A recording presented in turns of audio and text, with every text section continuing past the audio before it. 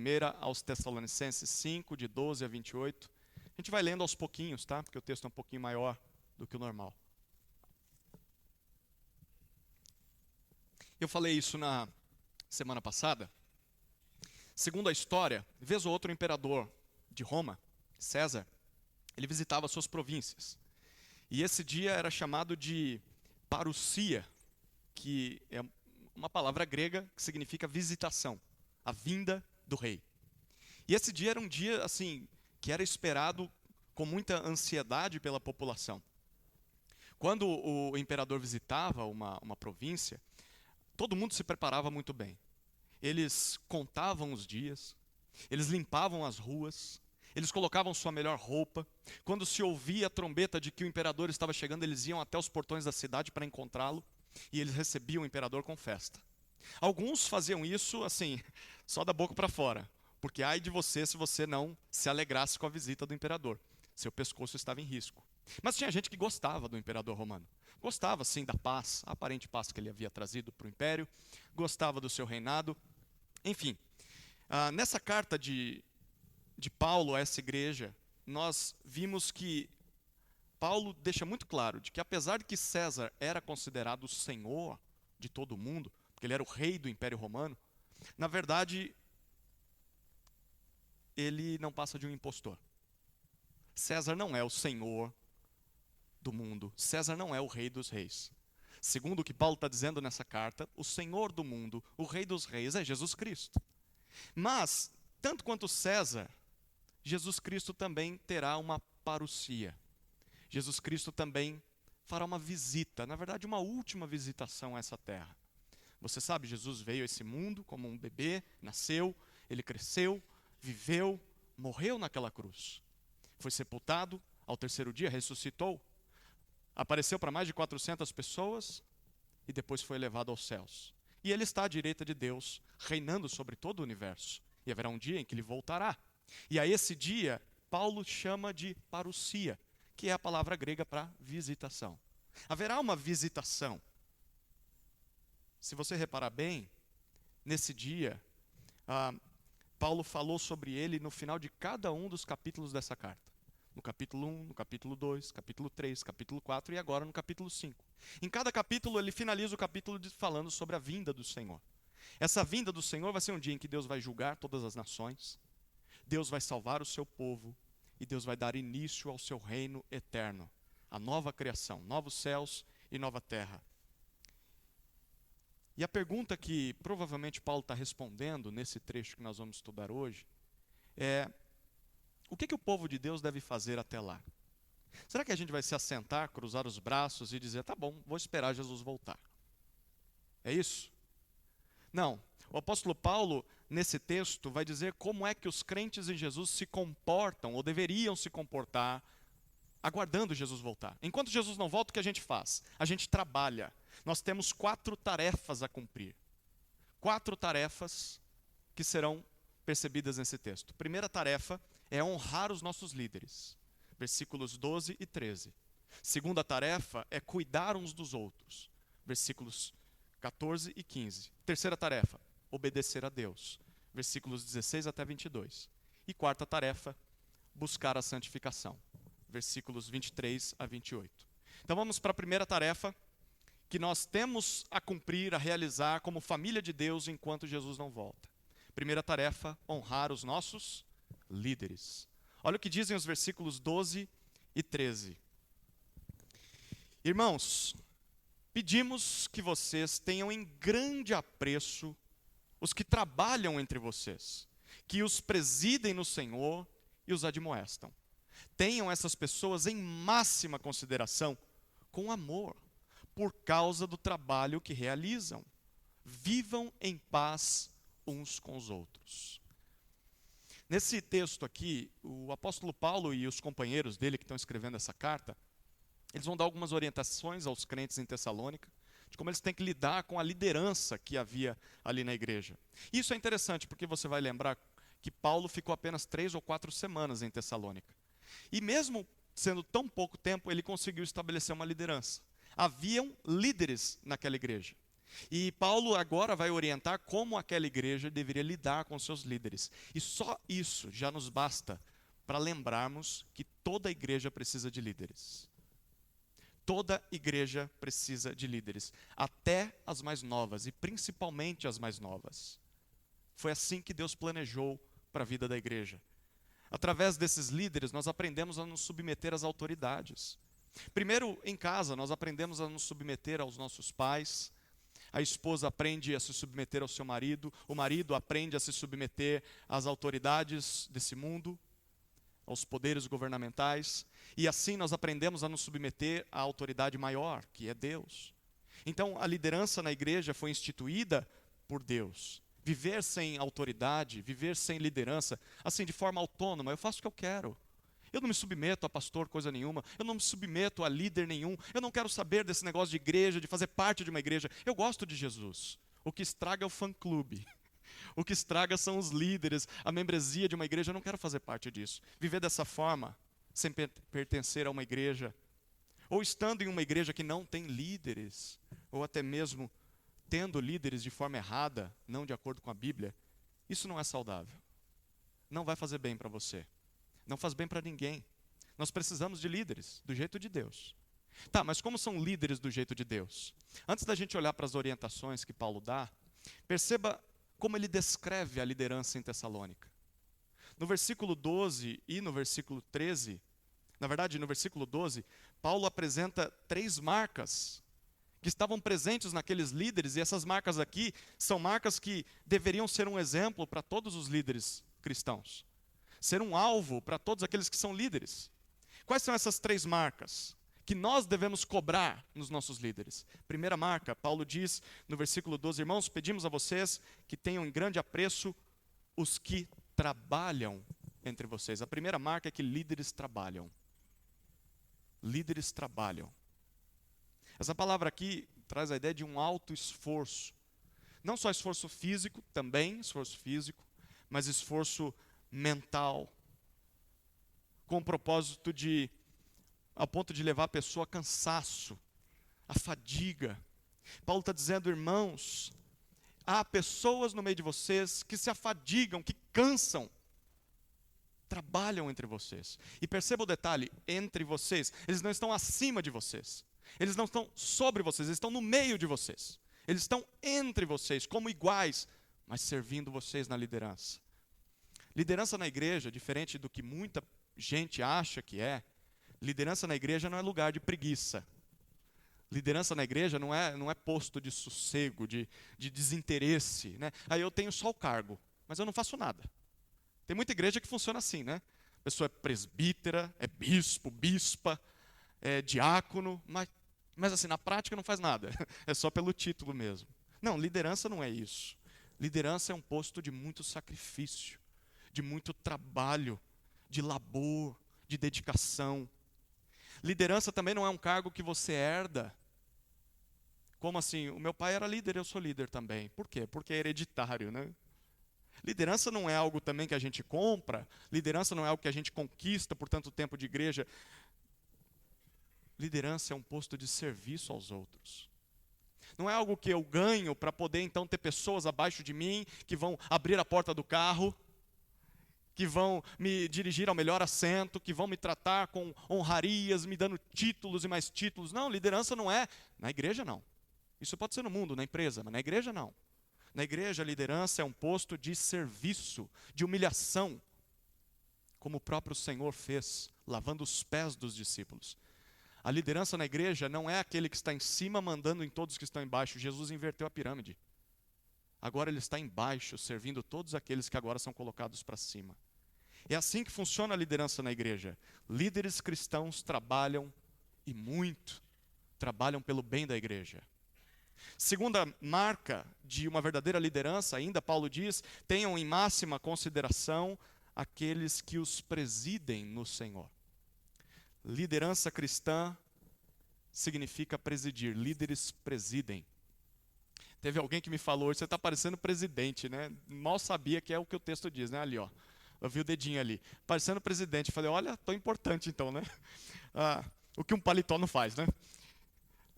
Em outros lugares do Novo Testamento, quando essa palavrinha presidir aparece, ela é traduzida por liderar, por estar à frente, por guiar um povo, guiar o rebanho de Deus.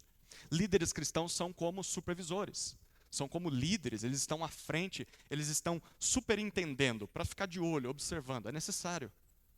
Na igreja, é necessário que haja pessoas que estejam de olho, que zelem. Não para ficar vasculhando o Facebook ou o Instagram para ver, eu vi o que você curtiu. Não, mas para ver se essa pessoa está crendo no Senhor Jesus, se ela está seguindo o Senhor Jesus, se ela não está nas mãos de um lobo, de um falso profeta. A igreja precisa de líderes. A igreja precisa de pessoas que estejam à frente, que deem direção. Gente, é para cá que Deus quer que a gente vá. Essa é a vontade de Deus. Estão vendo na Bíblia, então é para lá que a gente vai. Vocês estão com medo, então eu vou na frente. Eu vou cortando o mato, eu vou derrubando árvores, nós vamos juntos. A igreja precisa de líderes, pessoas que presidam. Terceiro, líderes admoestam.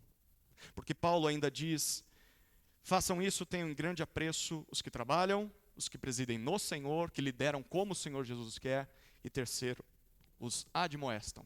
Essa palavrinha aqui, ela é muito importante, porque ela traz à luz a ensinar a palavra de Deus a alguém. E se ensina isso de três formas. Primeiro, confrontando o erro. Então, admoestar é mostrar uma crença errada e confrontar isso. Você está crendo de forma errada. Ou o seu comportamento está errado de acordo com a palavra de Deus. Mas além de confrontar o erro, é também dizer o que é certo. O que é certo é isso aqui, você deveria estar crendo dessa forma, fazendo isso aqui. Mas ao mesmo tempo também é trazer alerta sobre as consequências de você obedecer isso ou não. O papel de um líder é confrontar um erro, mostrar o caminho certo e deixar a pessoa tomar uma decisão. Eu vou te dar as advertências. Agora a consequência é você que vai sofrer. Caso ouça, caso não ouça. Parte do trabalho do líder é fazer isso. Tem gente que não gosta, então não está no lugar certo. Porque a liderança envolve confronto. A liderança envolve exortação. E essa é uma das partes mais difíceis do ministério cristão. Nessa semana eu conversei com alguns irmãos e compartilhei o quão difícil é confrontar alguém que está no erro. O quão difícil é ir para uma conversa que você sabe que vai ser humilhado, que vai ser resistido, que vai ser atacado, porque há um pecador que está com o coração duro, mas alguém tem que confrontá-lo. E a liderança envolve isso. É preciso ter estômago. E muita humilhação, humildade diante de Deus, muita fidelidade e amor a Deus. Nós precisamos de pessoas que mostrem o nosso erro. Precisamos de pessoas que nos mostrem a palavra de Deus, qual o caminho a seguir. Precisamos de pessoas que nos alertem. Olha, eu não posso pegar você pelo pescoço e te obrigar a obedecer a palavra de Deus. Tem hora que dá vontade, viu? Mas eu não posso fazer isso. Você agora vai ter que tomar uma decisão. Nós precisamos de gente assim na nossa vida. Líderes cristãos admoestam. Eles fazem isso com coragem, fazem isso com amor e com obediência a Jesus. Bom, uma vez que a gente viu o que o líder faz, então ele trabalha, o líder preside e o líder admoesta.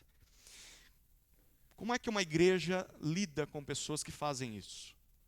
É o que Paulo diz ainda no início do versículo 12 e no versículo 13. Aqui nós podemos ver três atitudes que devemos ter para com líderes cristãos. Se temos líderes assim em nosso meio, como a gente deveria lidar com eles? Primeira atitude, respeitá-los. Respeitá-los. Eu digo essa palavrinha porque ela é um resumo do significado de duas frases que estão no início de cada versículo. No versículo 12 a frase é: tenham em grande apreço. No versículo 13 nós vemos: tenham essas pessoas em máxima consideração. Juntas as duas coisas, traz a ideia de respeito. A ideia aqui é de você reconhecer o alto valor de alguém. Reconhecer a importância que Deus concedeu àquele posto, àquele cargo, e então tratar essa pessoa de maneira digna desse valor. Honrar essa pessoa, tratá-la da forma mais justa possível, porque Deus a colocou em uma posição de autoridade sobre a minha vida. Como é que Paulo começou o versículo 12? Você percebeu? A primeira coisa que ele faz é irmãos. Ele chama os seus leitores de irmãos. Nós somos membros da família de Deus. Nós somos salvos por Jesus Cristo. E então, depois de dizer irmãos, o que é que ele faz? Pedimos. Essa palavra traz a ideia de implorar. Sabe o que isso significa? Que ninguém vai respeitar a liderança de uma igreja, ninguém vai dar o devido valor, a devida honra à liderança de uma igreja sem se lembrar da graça de Deus. Se você não se lembrar de que você era um pecador, que merecia o inferno, mas pela graça de Cristo Deus te salvou e te fez parte da família de Deus, se você não lembrar que você é irmão por causa do que Jesus fez, você não vai se submeter à liderança coisa nenhuma. Mas ao mesmo tempo, você não vai se submeter à liderança à força. Porque isso funciona em alguns ambientes, mas não na igreja de Cristo. Ninguém se submete de forma honrosa, de coração, a uma liderança na base da ordem. Eu sou o chefe aqui, eu sou o dono aqui, eu sou o pastor aqui, vocês têm que me ouvir. Ninguém faz isso. Não funciona assim. Por isso Paulo pede, eu imploro, irmãos, tratem os seus líderes com respeito, irmãos, por favor. É isso que Paulo está fazendo. Deus espera que nós respeitemos nossos líderes. Ainda mais se eles estão buscando cumprir aquilo que a gente viu no versículo 12. Porque não respeitar nossos líderes, sendo que eles são bíblicos? Não tratá-los dessa forma, não reconhecer o alto valor que Deus deu a eles, a importância do cargo que eles ocupam, não tratá-los com devido respeito, isso é pecado. Se você hoje não respeita os líderes que Deus tem colocado sobre a sua vida nessa igreja, se arrependa disso. E passe a respeitá-los o quanto antes. Porque não é uma questão entre você e aquele líder, é uma questão entre você e Deus. Por isso Paulo pede, por favor, respeitem esses homens. Segunda atitude, além de respeito, nós devemos tratá-los com amor, amá-los. Percebeu isso no versículo 13? Paulo diz no versículo 13, tenham essas pessoas em máxima consideração com amor, por causa do trabalho que eles realizam. Pensa na lógica de Paulo aqui. A lógica é a seguinte, se eles se sacrificam pelo seu bem, você tem líderes que se sacrificam pelo seu bem? Deixa eu dizer, seus líderes essa semana acordaram 5:30 da manhã ou 5:15 da manhã para orar por você. E eles passaram por 3 horas orando por você. Você tem líderes que se sacrificam por você. Se você tem líderes que se sacrificam por você, como é que você retribui? Como é que você devolve? Com amor. Você ama essas pessoas, você ama esses homens. A palavra que Paulo usa aqui para amor é a palavra ágape, que é o amor sacrificial por quem talvez nem mereça. Além de respeitar os nossos líderes, nós devemos amá-los. E nós vamos amá-los nos sacrificando pelo bem deles, seja um sacrifício espiritual, seja um sacrifício físico. De nada adianta respeito só de aparência, né? Fazer assim com o chapéu, né? Falar, oba. Mas aqui dentro você não respeita. Não adianta nada. É necessário amor, porque se não há amor, não há respeito. Então respeitem com amor. Amem os seus líderes. Terceira atitude, versículo 13, finalzinho dele. Vivam em paz. Primeiro, como é que eu lido com o meu líder? Você respeita. Segundo, você ama. Terceiro, eu vivo em paz. Perceba o que Paulo diz no final do versículo 13. Vivam em paz uns com os outros. Paulo não faz mais um pedido aqui, agora ele está dando uma ordem. Isso aqui está no imperativo. Isso está intimamente relacionado ao que a gente viu até agora. Porque quando os membros de uma igreja, eles vivem brigando uns com os outros, assim, é conflito após conflito, não há paz na igreja. Eles não buscam a paz, só buscam estar na frente, aparecer, ter a sua vontade satisfeita, não quer ouvir o outro, não quer amar e servir o outro, então vive brigando um com o outro. Quando membros de uma igreja fazem isso, quando eles também não se submetem a uma liderança que Deus colocou sobre a vida deles, uma liderança bíblica, ficam resistindo, atrapalhando, não querem se submeter. Quando uma igreja fica fofocando, difamando, falando mal do líder, tá vendo? Eu não gosto dele, olha o jeito que fala. Fez aquilo lá, ó. Fica falando, fofoca, fazendo intriga. Essa igreja não está respeitando e amando seus líderes. Por isso que Paulo diz, vivam em paz uns com os outros. Porque a melhor maneira de cooperar com o ministério de seus líderes é viver em paz. Se você viver em paz, amando a Jesus, obedecendo a Jesus, convivendo com o seu irmão apesar das diferenças, o trabalho dos seus líderes vai ser muito mais fácil. pode ter certeza. Primeira tarefa a realizar antes que Jesus volte. Bom, a gente tem trabalho, honrar os nossos líderes. Amém? Segunda tarefa, cuidar uns dos outros. Cuidar uns dos outros. Olha o que dizem os versículos 14 e 15. Também exortamos vocês, irmãos, a que admoestem os que vivem de forma desordenada, consolem os desanimados, amparem os fracos e sejam pacientes com todos.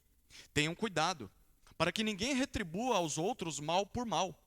Pelo contrário, procurem sempre o bem uns dos outros e o bem de todos. A segunda tarefa a realizar como família de Deus, antes de Jesus voltar, é cuidar uns dos outros. Perceba que, para que a igreja honrasse seus líderes, Paulo pediu. Lembra disso? Agora, ele não faz isso. Ele usa um tom de voz diferente. Se Paulo estivesse aqui presentemente, sim, ele chama eles de irmãos, é assim que começa o versículo 14, mas ele diz, mas agora nós exortamos vocês. Exorto vocês. O que significa exortar? Eu já falei dessa palavrinha há algumas semanas aqui. Significa chamar alguém para perto. É a tradução dessa palavra grega que implica em ter alguém que chega ao seu lado para repreender um erro na sua vida. Aí você vai começar a chorar por causa do pecado. Eu fiz isso mesmo. Aí ele vai te abraçar e vai dizer, tudo bem, Deus vai te perdoar. É só se arrepender, pedir perdão para ele. Aí consola você. E agora, o que eu faço? Aí essa pessoa vai e te mostra o caminho certo. Ó, Deus quer isso aqui da sua vida. E aí depois disso, e agora, como é que eu faço isso? Eu te encorajo. Exortar significa tudo isso. Então Paulo está dizendo, agora eu exorto vocês. Eu chego ao lado de vocês porque vocês precisam mudar algumas atitudes na vida de vocês. Vocês precisam de exortação. E deixa eu dizer aqui, logo de cara, tudo que a gente vai ver nesses versículos, a gente só consegue cumprir essas coisas se a gente for exortado. Por isso que Paulo exorta. Porque não é natural a gente fazer isso aqui. Tenha isso em mente, não é gostoso fazer isso aqui. Não é prazeroso. Se você não se esforçar, você nunca vai fazer o que esse texto está dizendo. O que é que Paulo quer que as pessoas daquela igreja façam? A gente vai ver já. Mas só por enquanto já dá para tirar uma conclusão de que líderes entre nós, os líderes precisam nos exortar. Nós temos líderes que precisam fazer isso de forma corajosa, porque nós, se não formos exortados, não vamos cumprir. E ao mesmo tempo, como igreja, nós devemos ouvir esses líderes.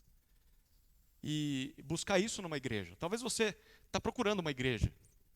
Tem gente que às vezes se muda para uma cidade ou quer sair da sua igreja por algum motivo para outra igreja e está procurando uma igreja. Procure uma igreja onde há exortação.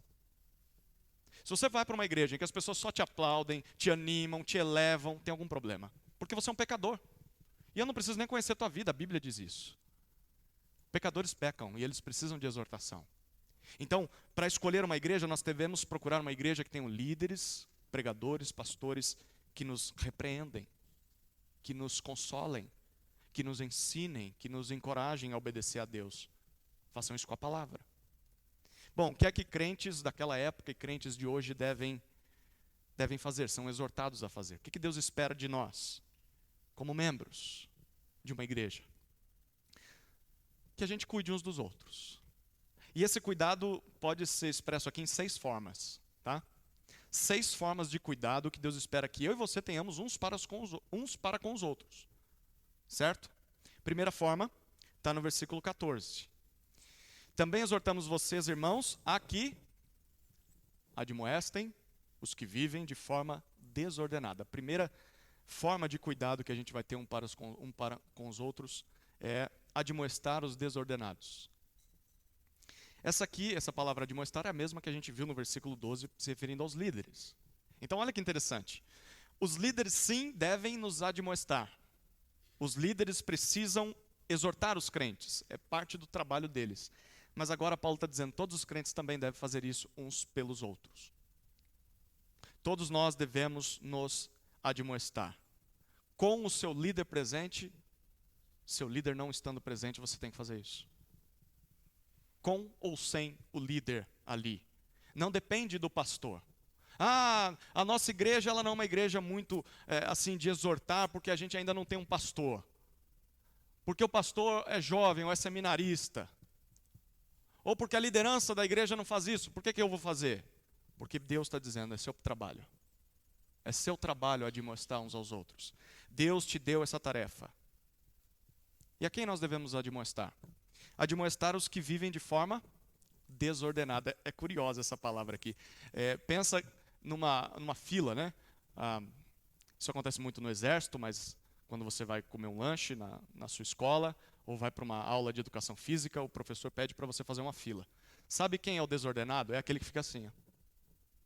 Né? Você pediu o pessoal fazer a fila, ele fica lá. Não vou ficar na fila. É o diferentão, né? Ele é o especial, né? O bonitão, que quer ficar fora da fila. Todo mundo faz a mesma coisa. Não, eu vou fazer diferente. Eu não quero fazer isso que todo mundo faz. Paulo diz, na igreja tem gente assim. Tem gente assim que acha que Deus só se revelou a ele, uma nova forma de vida cristã. E aí a palavra de Deus diz isso aqui. Todo mundo está fazendo, se esforçando. E ele fala, não vou fazer. Ele não entra na fila. E Paulo diz, a essas pessoas nós devemos admoestar. Se há alguém entre nós que vive de forma indisciplinada, que vive no pecado, ou da preguiça, que era o caso lá, ou da imoralidade, que também era o caso lá. Se há alguém entre nós que vive em fofoca, se há alguém entre nós que vive em maldade, se há alguém entre nós que não se submete à autoridade que Deus colocou na igreja, nós devemos admoestar essa pessoa. Nós devemos confrontar essa pessoa, ensinar o certo e alertá-la quanto às consequências dos seus atos. É nossa obrigação diante de Deus. Porque se a gente não fizer isso, agora é a gente que está em pecado. Segunda forma de cuidado, consolar os desanimados. É o que Paulo diz ainda no versículo 14. Nosso trabalho não é só bater em quem peca, não. Não é só exortar. Mas Paulo diz, nós também temos que saber identificar os desanimados. Aqueles que estão desencorajados, que têm medo, estão abatidos, estão derrotados. E quando nós identificarmos essas pessoas, nós devemos consolá-los, trazer conforto, trazer encorajamento. No Novo Testamento, todas as vezes em que essas palavras são usadas, elas estão num contexto de trazer esperança para alguém que está sofrendo. Ou está sofrendo por uma injustiça, ou está sofrendo por causa do pecado dos outros, ou está sofrendo por conta de uma doença ou do luto.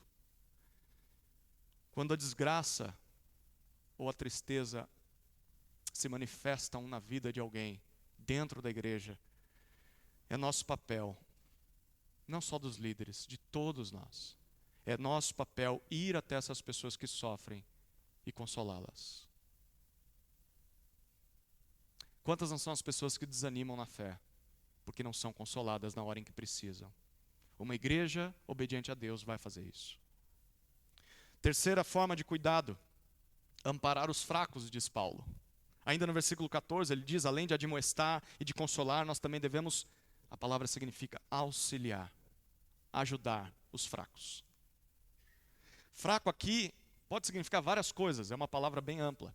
Pode significar alguém incapaz, ela não tem competência, não tem capacidade de fazer aquilo, de lidar com aquela situação.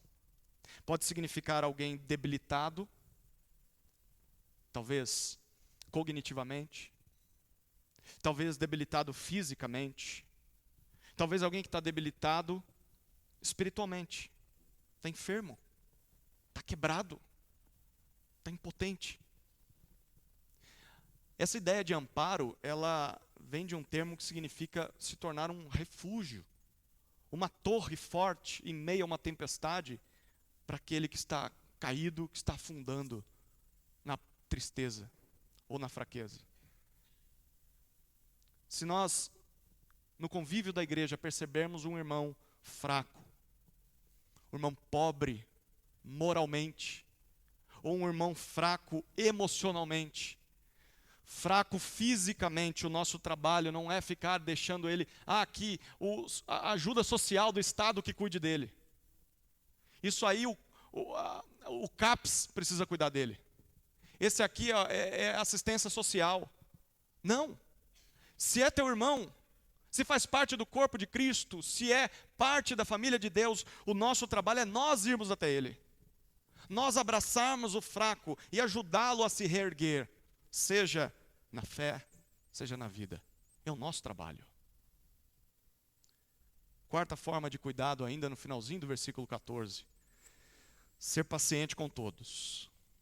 Ser paciente com todos. Gente, de fato não é fácil fazer o que a gente viu até agora, né? Eu poderia dizer amém, a gente sai todo mundo chorando aqui hoje. Porque que trabalhão é fazer tudo isso aqui? Confrontar pecadores, consolar desanimados, amparar ou socorrer fracos. Quem já tentou fazer isso alguma vez na vida, e você deve tentar. Deve fazer, porque Deus está mandando. Mas sabe que isso aqui dá trabalho. Não dá trabalho? Há momentos de tensão. Há momentos de faísca. Até de incêndio. Há momentos de desânimo. Há momentos de raiva. Vontade de... Eu estou tentando ajudar a pessoa. Ela não quer. Há momentos em que a gente vê mais pecado ainda. A pessoa ela não está disposta a lidar com o pecado e começa a gerar outros pecados. Nós enfrentamos muitas desculpas. Muitas acusações, a igreja não fez isso, você nunca fez aquilo, eu estou assim por causa de você. E são muitas coisas, gente fugindo, não vem para a conversa. Você bate na porta, finge que não está lá. Porque a pessoa está fugindo, ela está com problema de coração e ela não quer ser tratada, dá trabalho. E nessas horas nós somos muito tentados. Vocês não, com certeza, mas eu sou muito tentado a desistir. A vontade é de largar, quer saber, vai para o inferno então. Ou sou só eu? É nossa tendência. É nossa tendência. Deixar o desânimo, o abatimento. Quer saber? Eu não vou cuidar mais. Eu vou abandonar essa pessoa. Sabe do que a gente precisa? A gente precisa de paciência. É o que Paulo está dizendo. Tenham paciência com todos. Tenham paciência com seus líderes, porque eles vão falhar com você. Tenha paciência com seus irmãos que estão em pecado. Também tenha paciência com os sofredores. Tenha paciência com quem é forte na fé, mas tenha paciência também com quem é fraco na fé. Essa palavra paciência aqui traz a ideia de ser lento. Algumas versões traduzem como sejam longânimos. É ter um longo ânimo, que demora para ficar irritado, demora para ficar irado. Tenha paciência, tenha autocontrole diante de situações difíceis. Se você não tiver paciência com todos, você nunca vai conseguir cuidar uns dos outros. Quinta forma de cuidado, versículo 15. Não retribuir o mal. Agora Paulo faz um alerta, no versículo 15 ele diz, tenham cuidado. Evitem isso aqui, prestem atenção, fiquem de olhos bem abertos. Cuidado para que ninguém retribua aos outros mal por mal. Eu não sei você, mas eu fiquei assustado quando eu li esse versículo aqui. A gente está tão acostumado a ler a Bíblia que às vezes não percebe o que a Bíblia está dizendo. Paulo e os seus companheiros estão dizendo que, mesmo dentro de uma igreja nova, uma igreja que tinha 1 ano de conversão, entre irmãos, e ele fala muitas vezes, irmãos, família de Deus, ele está dizendo que as pessoas vão nos fazer mal. Você está lendo isso aí na sua Bíblia? Dentro de uma igreja, as pessoas vão nos fazer mal. Você está louco, Paulo? Não, não estou louco. Porque são pecadores. Igreja não é lugar de gente perfeita. Tem gente que fica esperando, né, achar a igreja perfeita. Se você achar, não entra nela não. Porque se você entrar, você vai estragar ela. Porque você é imperfeito. Igreja não é lugar de gente perfeita. Quem acha isso, se ilude. Estou ferido, me machucaram na igreja. Você esperava o quê? Você é pecador, tanto quanto essas pessoas. Isso é uma visão errada do que é a igreja. Na igreja haverá pessoas que vão nos fazer mal. A igreja é um povo composto de pecadores imperfeitos, mas que foram perdoados e salvos por um Deus perfeito. E um Deus que está transformando essas pessoas, que está aperfeiçoando essas pessoas. Mas é um processo, nessa busca. Essas pessoas vão falhar. Elas vão pecar uns com os outros. E nós vamos ser alvo do pecado delas também. Se isso era verdade na igreja de Tessalônica, que foi plantada por Paulo, já parou para pensar nisso? O problema não é o pastor da igreja, não. Tem gente que acha que essa igreja aqui é maldosa por causa do pastor. Né? Se o pastor colocasse ordem. Gente, a igreja foi plantada e era pastoreada por Paulo. E mesmo assim tinha gente fazendo mal dentro da igreja. Se isso é verdade nessa igreja aqui, é verdade para a nossa igreja também. 30 anos de história, vai ter gente que vai nos fazer mal aqui dentro. O pecado na igreja não deve nos surpreender. É o que se espera de pecadores. Pecadores pecam. Mas também nós não devemos nos achar melhores que os outros, porque nós também pecamos. Nós também ferimos pessoas. Nós também machucamos pessoas. Ao mesmo tempo, a gente não deve permitir que o pecado permaneça em nosso meio. Por isso, as ordens que Paulo já deu até agora. Mas há o perigo de nós buscarmos vingança. Devolvermos na mesma moeda. Devolver o mal com o mal. Por isso, Paulo dá um alerta. Não faça isso.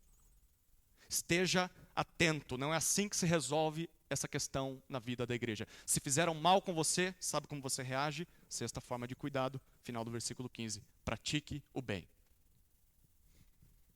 Pelo contrário, ele diz, procurem, busquem com persistência, persigam com pressa, sempre, em todos os momentos, o bem. Bem de quem? Bem uns dos outros e de todos. Bem dos crentes, dos líderes, bem dos descrentes, aqueles que estão lá fora no mundo. Qual deveria ser a nossa postura diante do mal desse mundo? Dentro da igreja e fora da igreja. Nossa postura deveria ser de vingança? Agora vai ver. A minha vitória vai ter sabor de mel. O que é teu está guardado. É isso? É assim que a gente vai reagir? Não, não é assim que a gente vai reagir. A gente não vai pagar o mal com o mal. A gente vai pagar o mal com o bem. Como Deus faz conosco todas as vezes que nós pecamos contra Ele. Ele devolve com bem, com graça, com perdão, com amor. É assim que nós vamos reagir. Quando um irmão pecar, eu não vou devolver com mais pecado. Eu não vou me afastar dele. Eu não vou fingir que não aconteceu, porque tem gente que finge que não aconteceu. Não, eu vou ir até ele. Mas eu vou ir até ele com o objetivo de fazer o bem a ele. E o bem, muitas vezes, é exortar. Eu vou exortar o meu irmão. Eu vou perdoar o meu irmão. Eu vou reconciliar o meu irmão. Eu vou pacificar a questão. Essa é a segunda tarefa que nós temos a cumprir antes que Jesus volte. Cuidar uns dos outros. Amém? Terceira tarefa. Obedecer a Deus. Obedecer a Deus. Olha o que dizem os versículos 16 até 22. Estejam sempre alegres. Orem sem cessar. Em tudo deem graças, porque esta é a vontade de Deus para vocês em Cristo Jesus. Não apaguem o espírito, não desprezem as profecias. Examinem todas as coisas, retenham o que é bom, abstenham-se de toda forma de mal. As ordens que nós vemos nesse trecho aqui, elas têm duas características, e você vai se identificar com elas. A primeira característica é que normalmente elas são muito conhecidas. Você já ouviu uma dessas frases aqui em algum lugar? Sim ou não? Mas a segunda característica é que, infelizmente, muitas vezes elas são mal interpretadas. Elas são lidas fora do seu contexto. O que Paulo está dizendo aqui? Vamos lembrar comigo? Paulo está falando, esse trecho aqui, ele está escrevendo a respeito de como nós vamos esperar o retorno de Jesus. E ele falou que nós devemos respeitar a nossa liderança, honrar a nossa liderança, cuidar uns dos outros.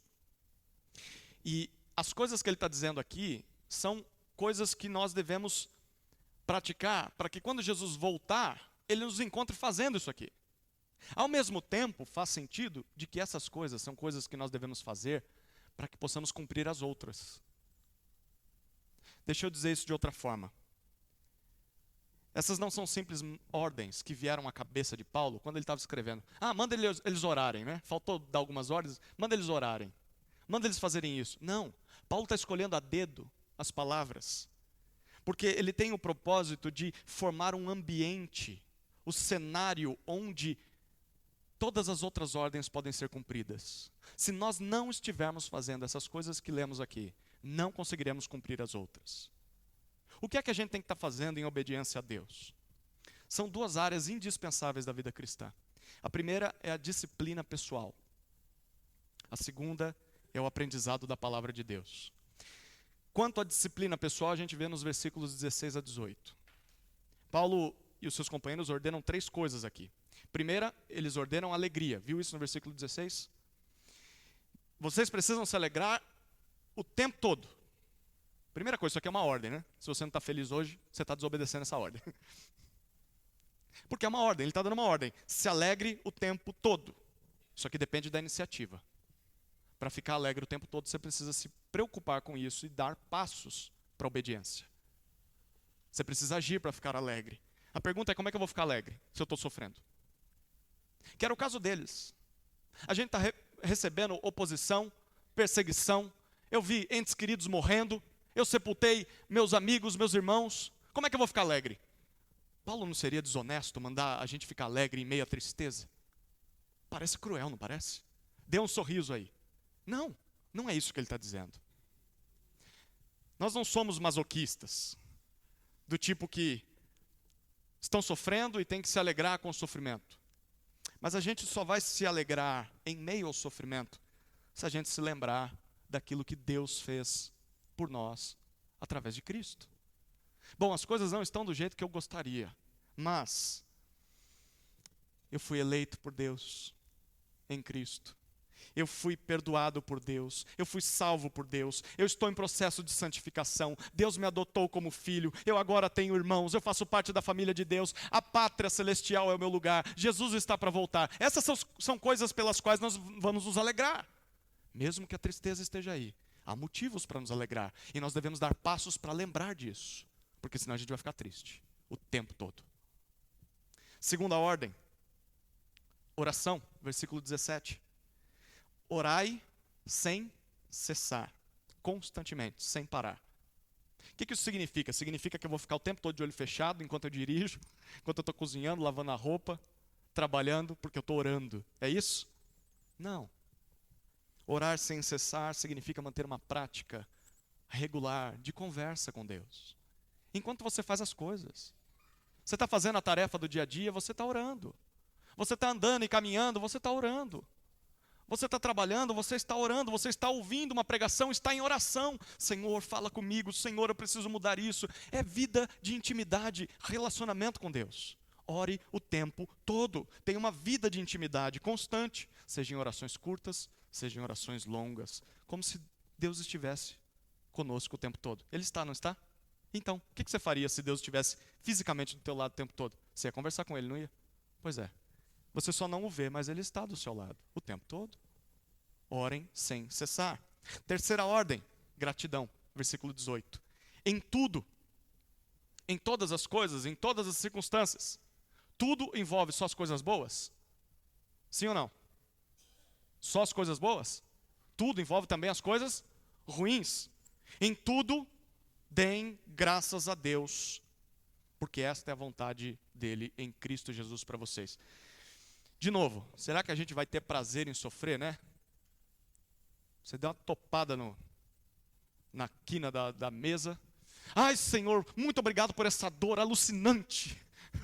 Muito obrigado porque minha unha caiu aqui, ó. É isso que você vai fazer? Ninguém faz isso, ninguém é louco. É óbvio que a gente não vai agradecer pela dor, a gente não vai agradecer pelo sofrimento, a gente não vai agradecer por estar sentindo as mazelas, as feridas dessa vida. Mas a gente consegue agradecer a Deus por tudo e em tudo, quando a gente se lembra de que Deus não perdeu o controle da história e de que Deus é capaz de reverter esse mal para produzir bem na nossa vida. Em tudo dai graças. Eu consigo agradecer lembrando que tem um Deus que está no controle da história. Tem um Deus que fará justiça. Tem um Deus que está fazendo com que todas as coisas cooperem para o meu bem, para o bem daqueles que amam a Deus, aqueles que foram chamados para ser como Jesus. Tem um Deus que está forjando Jesus mesmo em meio ao sofrimento na sua vida. Aí a gente consegue agradecer. A primeira área indispensável da vida cristã são as disciplinas pessoais. Mas tem uma segunda área indispensável, que é o aprendizado da palavra de Deus. Se a gente não tiver disciplina pessoal e aprendizado da palavra, a gente não vai conseguir obedecer a Deus. Olha os versículos 19 em diante. Aqui nós vemos 5 ordens que podem ser resumidas em duas atitudes, que a gente vai ver que tem a ver com a palavra de Deus, com aprender da palavra de Deus. Primeira atitude que a gente tem que ter diante da palavra de Deus é valorizar. Versículos 19 e 20. Repare as duas ordens que Paulo diz nesses versículos. Primeira ordem está no versículo 19. Não apaguem o espírito. Apagar traz a ideia de abafar. Pensa numa brasa. Ontem a gente teve churrasco do time da igreja. Foi muito legal. Mas quando acabou a gente teve que abafar aquele fogo lá, né? Senão o céu ia ficar assando carne. Então, pensa numa brasa que vai perdendo o seu calor, a sua chama. Não apaguem. Não sufoquem. Não reprimam. Ao que parece, o Espírito Santo pode ser atrapalhado. O Espírito Santo pode ser impedido de agir. Pode ser abafado. Sim, Paulo está dizendo. Não façam isso. Como? Olha a próxima ordem, versículo 20. Não desprezem as profecias. Naquela época, o Novo Testamento ainda não tinha sido escrito. Na verdade, talvez nós tínhamos apenas um evangelho, o evangelho de Marcos, não tinha mais nada do Novo Testamento. Se essa aqui foi a primeira carta que Paulo escreveu, essa é a primeira de todas. Como é que Deus se comunicava com a igreja? Bom, ele se comunicava através dos apóstolos, mas eles não estavam em todos os lugares, em todas as igrejas. Então Deus levantava profetas. Pessoas a quem ele, com o seu espírito, movia para que elas falassem as palavras, os profetas falassem as palavras de Deus para aquela igreja. E não era profecia como a gente está acostumado hoje em dia, não. Eis que te digo que na tua vida, honest. Não era isso. Gente, Deus quer que a gente faça isso. Como igreja. Sempre as profecias tinham a ver com a igreja, com a vontade de Deus. É claro que hoje a gente não precisa mais disso, porque a gente já tem a Bíblia. Tudo que Deus queria que nós soubéssemos já está revelado na Escritura. Mas ainda assim a gente pode cair no mesmo erro que Paulo está condenando aqui. A gente pode desprezar o que Deus diz. A gente pode tratar com desprezo, com desdém. Não dá importância à Escritura. Não dá importância à pregação que nos é feita semana após semana. É assim que, infelizmente, a gente apaga o Espírito. É assim que, infelizmente, a gente sufoca, a gente impede o Espírito Santo de agir no nosso meio. Porque a gente está ignorando a espada do Espírito. Como é que o Espírito age? Ele age por meio da pregação da palavra. A palavra de Deus que foi inspirada pelo próprio Espírito. Quando nós não valorizamos a palavra, nós nos tornamos incapazes de obedecer a Deus. Nós estamos abafando, impedindo o Espírito Santo de agir entre nós. Então, primeira atitude, valorize a pregação da palavra. Mas em segundo lugar, interaja com a pregação da palavra. Nós temos de interagir com a pregação da palavra. Versículos 21 e 22 mostram isso. Ao invés de apagar o Espírito, desprezando profecias, primeiro, versículo 21, nós devemos examinar todas as coisas. Óbvio, todas as coisas que estamos ouvindo em nome de Deus. Esse é o contexto. Naquela época, era muito comum que você tivesse pregadores itinerantes.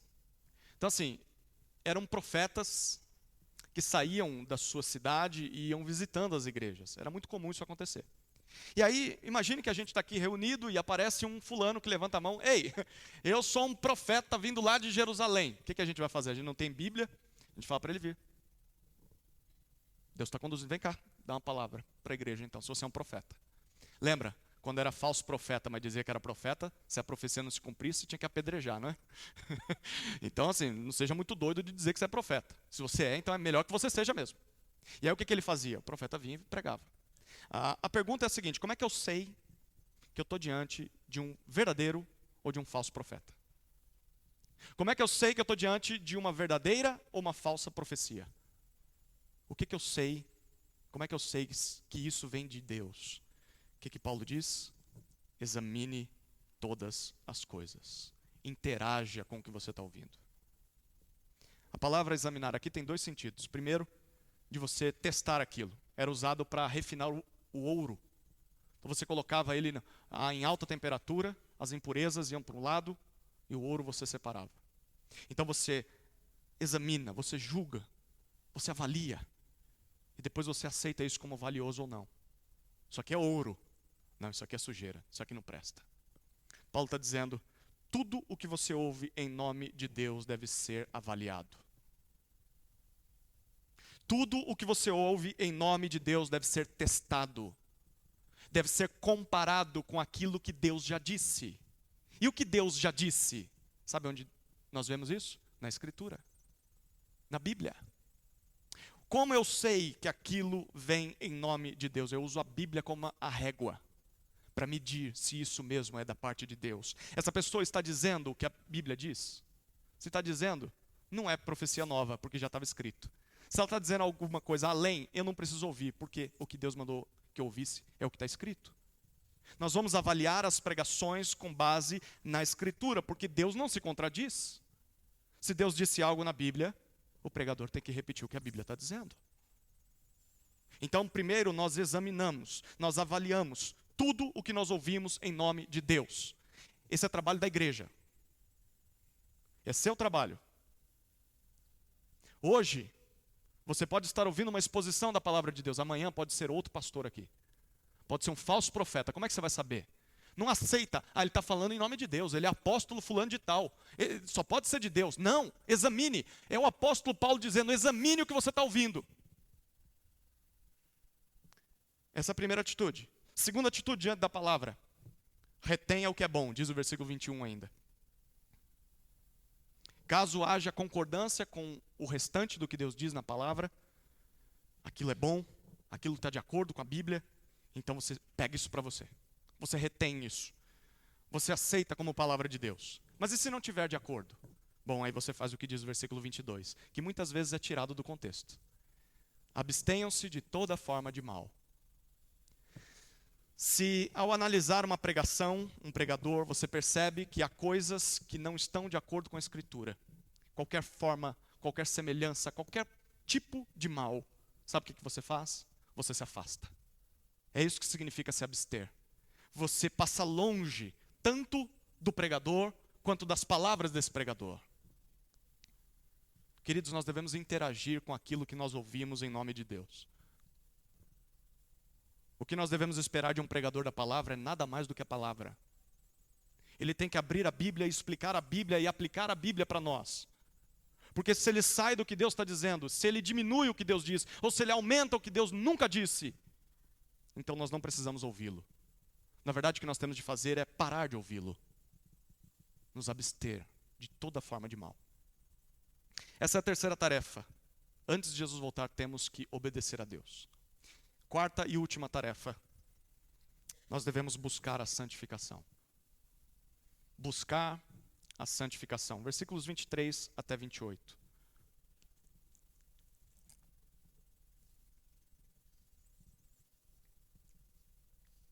O mesmo Deus de paz, o mesmo Deus da paz, o santifique em tudo. E que o espírito, a alma e o corpo de vocês sejam conservados íntegros e irrepreensíveis na vinda de nosso Senhor Jesus Cristo. Fiel é aquele que os chama, o qual também o fará. Irmãos, orem por nós. Saúdem todos os irmãos com um beijo santo.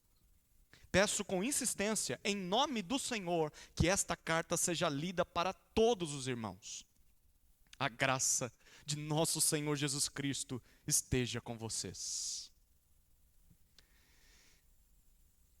Paulo está finalizando sua carta, mas ele não mudou o assunto. Aqui ele faz duas coisas. Ele faz uma oração, versículos 23 e 24, e depois dá algumas orientações finais, 25 a 28. Tudo que ele diz aqui, você vai perceber em torno de santificação. O que Paulo está dizendo aqui? Vocês devem aguardar o retorno de Cristo de forma santa. Ser santo significa dedicado exclusivamente para o uso de Deus. E quanto mais vocês são separados para o uso de Deus, mais parecidos com Deus vocês vão se tornar.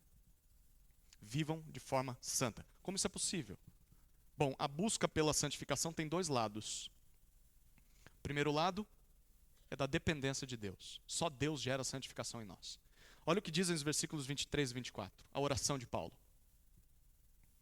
No 23 nós vemos o pedido de Paulo, que o próprio Deus, Deus em pessoa, o Deus da paz, o Deus que nos reconciliou com Ele e uns com os outros, esse Deus os santifique em tudo, completamente.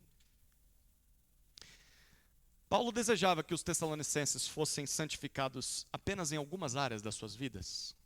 Sim ou não? Tipo assim, eu quero ser santo só nessa área. Eu gosto dessa área. Eu escolho essa área. Eu tenho mais facilidade com essa área, as outras não. Eu conheço algumas pessoas que querem fazer a vontade de Deus em suas finanças, querem fazer a vontade de Deus estando em uma igreja, querem fazer a vontade de Deus lendo uma Bíblia, orando, mas não querem fazer a vontade de Deus quando o assunto é sexualidade. Não querem fazer a vontade de Deus quando o assunto é casamento. Eles escolhem o que querem fazer. E essa é a marca do nosso mundo hoje em dia. As pessoas escolhem em que áreas vão se santificar. Paulo diz, não! O desejo de Deus é que vocês sejam santos em todas as áreas. Na sua ética, no seu caráter, nos seus valores, nas suas atitudes, na sua sexualidade, nas suas emoções, nos seus gestos, nos seus relacionamentos. Nós devemos ter esse mesmo objetivo.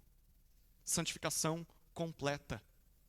E é interessante que, apesar de estarem sofrendo, aquela igreja sofria perseguição, estava vendo gente morrendo, Paulo não pede que eles sejam libertos dessas coisas. Paulo diz, eu quero que vocês sejam santificados em meio a elas. Esse é o meu desejo. Que exemplo para a gente, né? Pelo que a gente ora?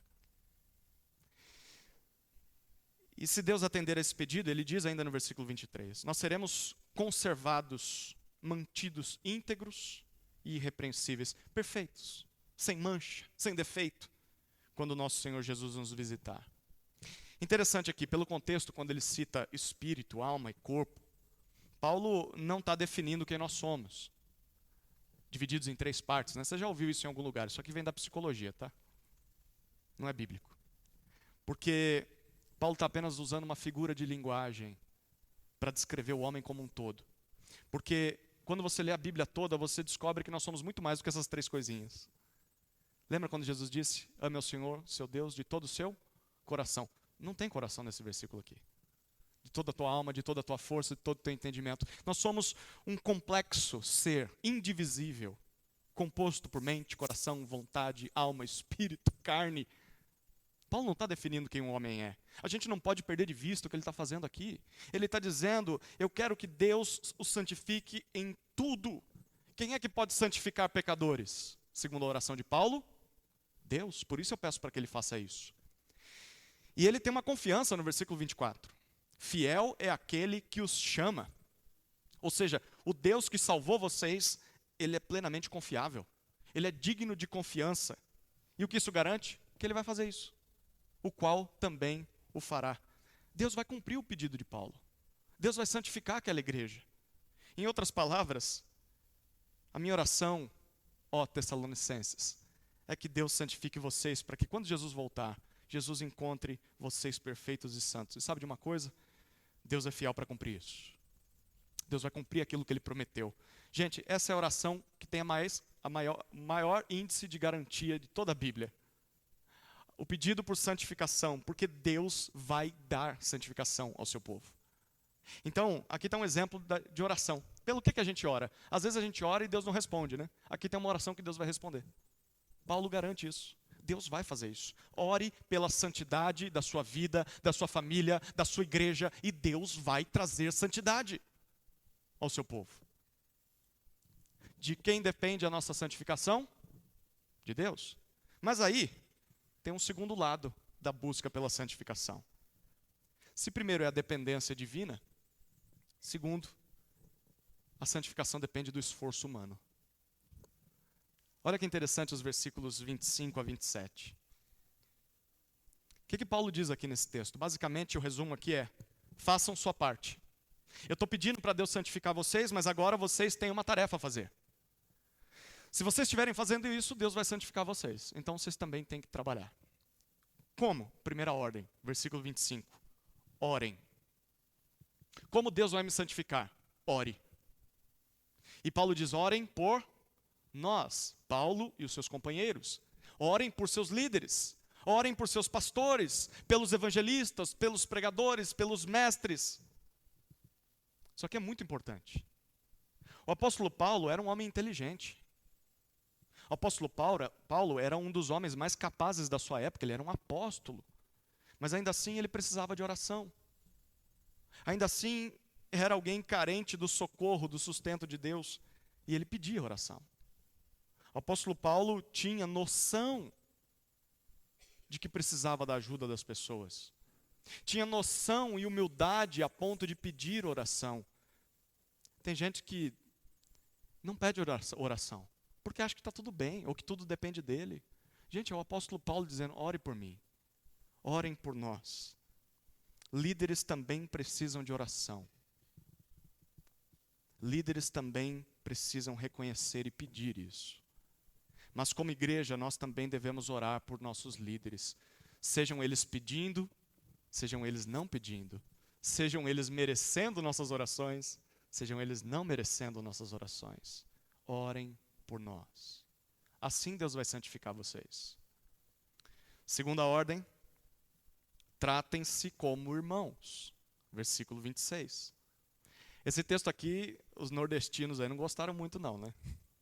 O 26 aqui, para homem, esse negócio não é muito interessante.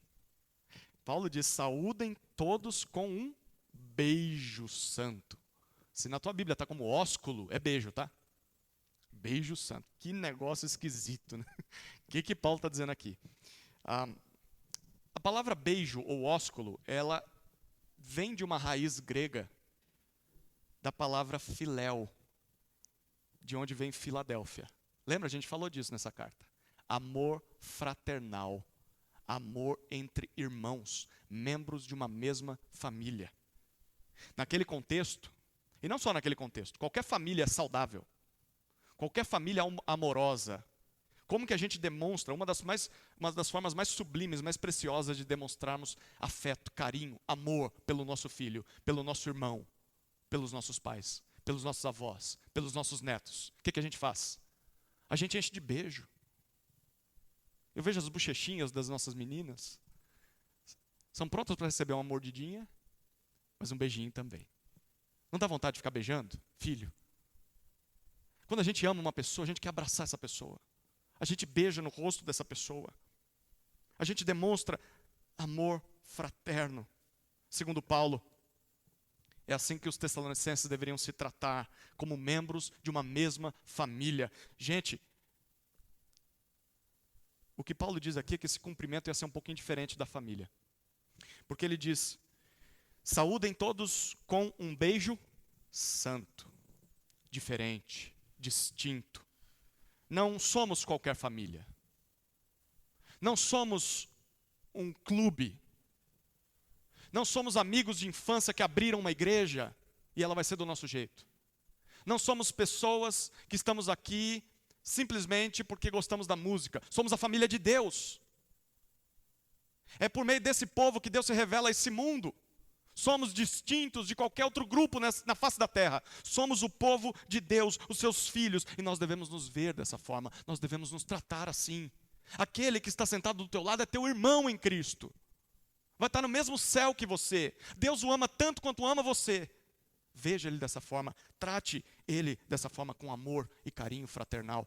Bom, é claro que dependendo do contexto, homem beijar homem no rosto não soe muito bem. Mas é até aceitável na nossa cultura. Mas em cada cultura há um gesto diferente de amor familiar. O que importa é que nós devemos demonstrá-lo uns para com os outros. Talvez na sua família ou no nosso contexto, demonstrar amor familiar é dar um abraço no seu irmão. É elogiar o seu irmão. É presentear o seu irmão, visitar o seu irmão, acolher o seu irmão. Dar um beijo, como um pai dá um beijo num filho. Eu te amo, meu irmão. Eu quero ter você do meu lado.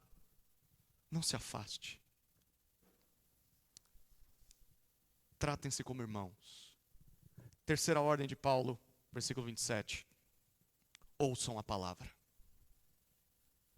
Se vocês não fizerem isso, vocês nunca vão ser santificados. Se vocês não orarem, se vocês não se tratarem como irmãos, se vocês não ouvirem a palavra, nunca haverá santificação. Versículo 27, repare, é só agora que Paulo fala, não está mais no plural. Reparou nisso? Paulo vai dizer no versículo 27, peço, com insistência. O que isso significa? Que Paulo está trazendo aqui uma palavra apostólica, autoritativa, em nome do Senhor. É como se o Senhor Jesus estivesse do lado de Paulo, usando a boca dele, as palavras dele para falar com a igreja. Imagine Paulo, ou melhor, imagine Jesus aqui agora falando com você. Peço com insistência o que Jesus quer. Ele diz, leiam esta carta a todos os irmãos. A imagem aqui é de alguém sendo convocado sob o juramento. Imagine nos tribunais norte-americanos, a gente vê isso no filme, né? Coloque a mão na Bíblia, jure, em nome de Deus, que vai falar a verdade, toda a verdade, somente a verdade. Paulo está dizendo, jurem que vocês vão falar a verdade, jurem que vocês vão cumprir o que eu vou mandar. Leiam essa carta a todos os irmãos. Motivo?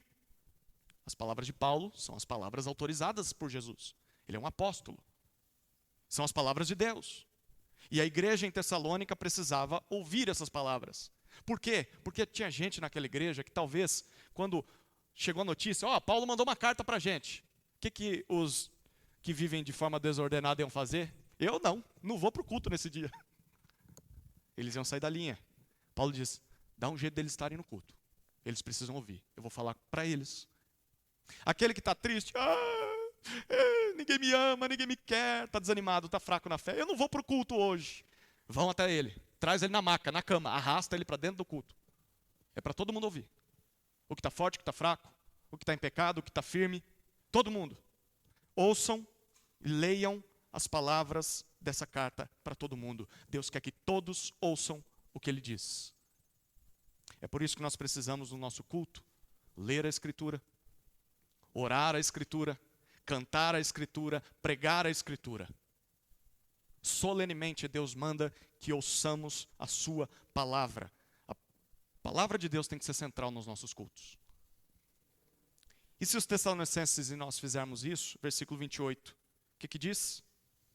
A graça do nosso Senhor Jesus Cristo estaria com eles e estará conosco. Sabe o que isso significa, queridos? Que só Deus pode nos santificar. E Ele vai fazer isso. Paulo orou por isso. Mas nós também temos o nosso trabalho. Como é que Deus nos santifica quando a gente se reúne? Como igreja, para orar, para tratar uns aos outros como irmãos e para ouvir a palavra de Deus sendo pregada. Afaste-se dessas coisas e você nunca vai crescer em santificação. Se afaste de uma igreja, se afaste da comunhão com irmãos, se afaste da oração, se afaste da palavra, você vai continuar do jeitinho que você está, sem santificação. A santificação é uma soma, depender de Deus, por isso a gente ora, mas se esforçar, vivendo como igreja. Bom, como é que crentes em Jesus devem se comportar até que Jesus volte?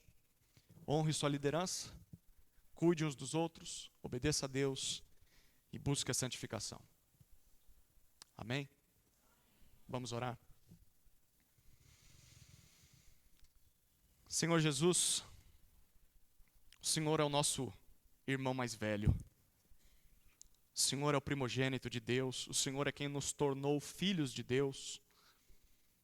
E por isso o Senhor nos ensina o que é ser filho de Deus. E quando nós cumprirmos esse texto, nós estamos imitando ao Senhor. Porque o Senhor sempre honrou sua liderança. O Senhor sempre fez a vontade do seu Pai no céu.